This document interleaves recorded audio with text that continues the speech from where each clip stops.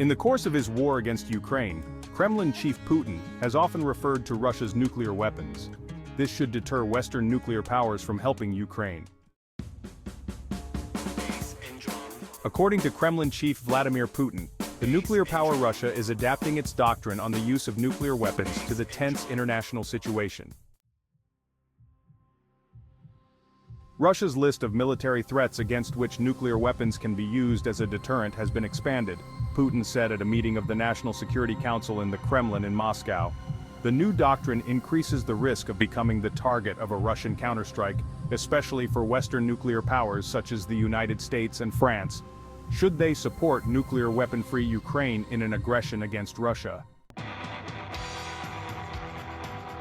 Literally, Putin said, "I would like to draw your attention to something else."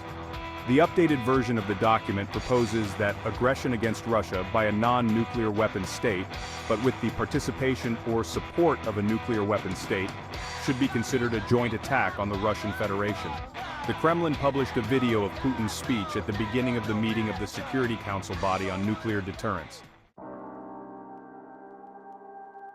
President Putin emphasized that protection also applies to Belarus. He stressed that the revised documents on the use of strategic nuclear weapons also refer to neighboring Belarus, which forms a union state with Russia. Putin had already had nuclear weapons stationed there. Experts from the defense and foreign ministries, the Security Council, and other agencies had worked out the doctrine. We see that the current military-political situation is changing dynamically, Putin said. According to this, the use of nuclear weapons is also possible if the existence of the two states is threatened by attacks with conventional weapons. Putin pointed out that this could be the case, for example, with massive airstrikes with fighter jets, cruise missiles, drones, hypersonic weapons, and other flying objects.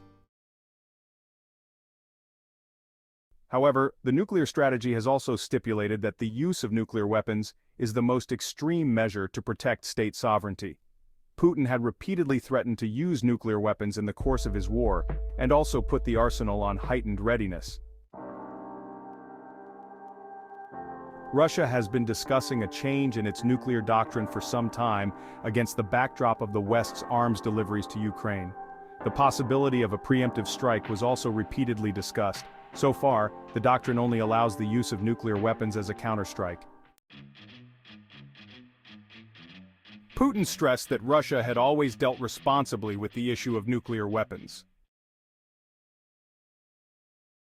Ukraine calls for release of long-range weapons. Putin's appearance in the Security Council, including the defense minister and the intelligence chiefs, took place before President Joe Biden's meeting with Ukrainian leader Volodymyr Zelensky, scheduled for this Thursday in the United States.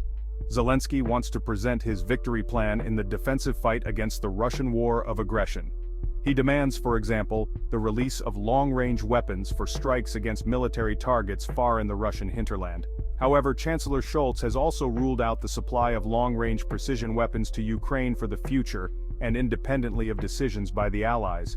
Only recently he reiterated his no to the delivery of the Taurus cruise missiles with a range from Ukraine to Moscow, about 500 kilometers, on the grounds that this would entail a great risk of escalation. The NATO partners and nuclear powers USA, Great Britain and France have delivered cruise missiles with ranges of up to 300 kilometers.